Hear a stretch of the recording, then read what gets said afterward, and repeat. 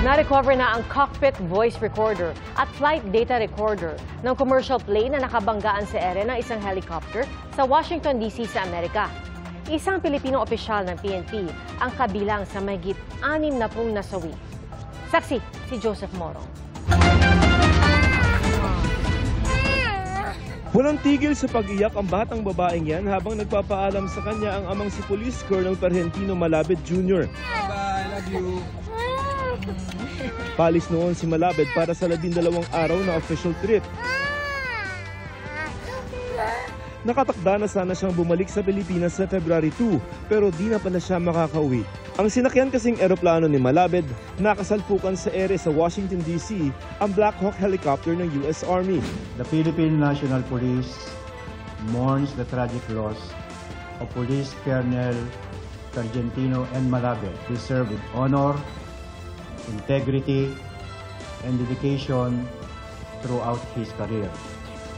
We extend our deepest condolences to his bereaved family, loved ones, and colleagues.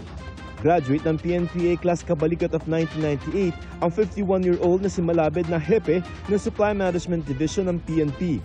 Nasa Amerika siya para inspeksyonin ang lampas 2,000 all-purpose vest na binili ng PNP mula sa India.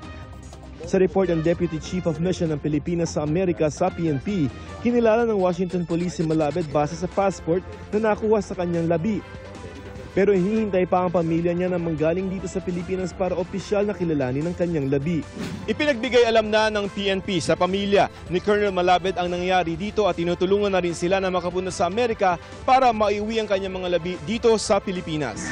Lahat po na tulong na magagawa ng PNP para po makabalik yung labi po ni Colonel Malabed kung ma-identify na po siya ng kanya may bahay. Isa ang labi ni Malabed sa 30 na-recover na ng mga otoridad. The work has now shifted to a recovery mission. Sadly, there are no survivors. Our prayers are with you now, and in the days to come, we'll be working very, very diligently. 67 lahat ang sakay na nagbangga ang eroplano at helicopter, kabilang ang ilang figure skater na inalala sa ISU European Figure Skating Championship sa Tallinn, Estonia.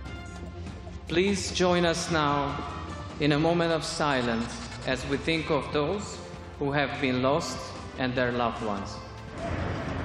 Patuloy pang inaalam ang sanhi ng trahedya. Nakuha na ang cockpit voice recorder at flight data recorder ng eroplano. Inaasahang may mailalabas ng preliminary report sa insidente sa loob ng 30 araw. Sabi ng militar, 200 feet ang maximum altitude para sa rutang tinatahak ng helicopter pero posibleng mas mataas ang lipad nito. Ayon sa Reuters News Agency, nangyari ang banggaan nasa mahigit 300 feet sa ere batay sa flight tracking website na Flight Radar 24. You had a airliner coming in, American Airlines. He was doing everything right. He was on track. And for some reason, we had a helicopter that was at the same height, obviously when they hit, but pretty much the same height, and going at an angle that was unbelievably bad. Ayon sa Civil Aviation Authority of the Philippines, ang banggaan ng dalawang aircraft posibleng mangyari saan man sa mundo maging sa Pilipinas, lalo kung hindi masusunod ang itinakdang ruta.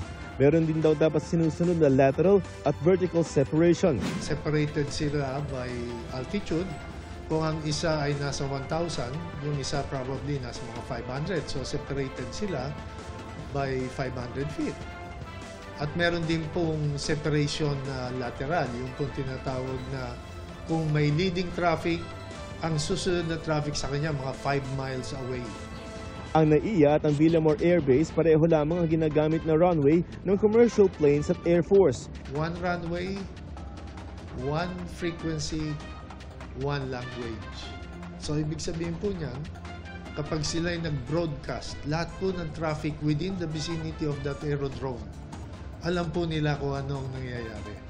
Kaya mahalaga raw na natitiyak ang mga kakayanan hindi lamang ng mga piloto, kundi maging ang mga air traffic controller. Para sa GMA Integrated News, ako si Joseph Morong, ang inyong saksi. Mga kapuso, maging una sa saksi. Mag-subscribe sa GMA Integrated News sa YouTube para sa iba't ibang balita.